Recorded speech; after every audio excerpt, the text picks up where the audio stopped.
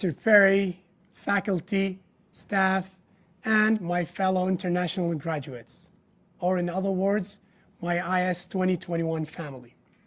February 1st, 2019 was a historical day for me. I was elected to be a class president. I knew that this position entails me giving a commencement speech. Since that day, I envisioned myself giving a speech in our spacious graduation tent in the beautiful outdoors of Medford campus. A speech that is similar to last year's speech, or actually the year before. A speech where I can look at your smiling faces, ending it with us all throwing our graduation hats together. Instead, here I am, staring into a tiny lens, alone in a room that barely has a window. On the bright side, this speech is online and available for everyone to watch. It is actually an opportunity for us to show the entire world who IS 2021 is. We have shared unique, eye-opening, and unforgettable moments together, some of which will be shared during this speech. I am thankful for you trusting me to represent you and be your class president. I want to take the next few minutes to share with you 2.5 stories that I took to my heart during the 2.5 years I spent here. The first story is about perseverance and hardship. Do you guys recall the first wave of pandemic? It was like a domino effect, where the whole world decided to shut down and close their doors. But not for us. We could not just sit and wait. As a matter of fact, we were one of the very few schools globally that decided to keep our doors wide open. For we believe toothache cannot wait.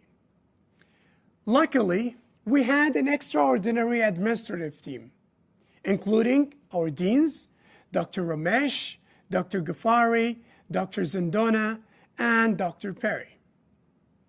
They gave us the opportunity to do what we're here for. They entrusted us to put our patients first, regardless of the circumstances. I am so proud of each and every one of my colleagues because none of them flinched. None of them thought of backing down. Our class took the responsibility on their shoulders. And let me tell you this, they took this to their heart. They went every single day of the pandemic, delivering the best quality care a patient can think of. And for that, I am grateful to my class for showing me the true leadership in the face of hardship.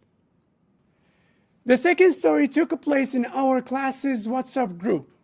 It was during the crazy 8 exams block that we had. And I believe that we all remember those nights very well. Someone posted a question that sort of had nothing to do with the exam. Yet, he was in dire need of help. I was surprised about what happened next, although this was irrelevant to our group discussion. My colleagues were suddenly competing to help him out. At a point, I thought that these guys are definitely procrastinating, but they weren't. I actually realized that my colleagues always know what matters. It's not the requirements, it's not the submission dates, it's each other. It's the people in your group, the people behind the work. This is IS 2021, and that's what makes us who we are. The last half story that I'd like to share with you today is actually a story that happened here in this room. It was on my interview day. Dr. Perry asked me, "How could you leave San Diego in the sunny weather and come here to Boston?" I looked at him and said, "I have left my whole family, friends, and beloved ones back home to pursue my career and achieve my goals. I think that the last thing I would think about would be the weather." I might have been wrong because weather really matters. Jokes aside, coming here was not easy. I felt like this was a big sacrifice. Dr. Perry continued with the hard question and asked me, Modar, are you a team player? And that is why this is only half a story. Because when I joined the program and met my colleagues, I realized that greater sacrifices were made and bigger hardships were overcome. Their stories touched me to the core, inspired me, and kept me moving forward. IS 2021, you are the other half. And I don't see myself being here without each and every one of you. So thank you. In the end, I want to thank IS 2021's extended family. That includes our deans, administration staff, our PCs, dispensary people, and even the front desk. Believe it or not, saying goodbye to you is much harder than saying goodbye to San Diego and its sunny weather. Now, whether you're a parent, grandparent, spouse, child, or friend of the graduates, I thank you for two things.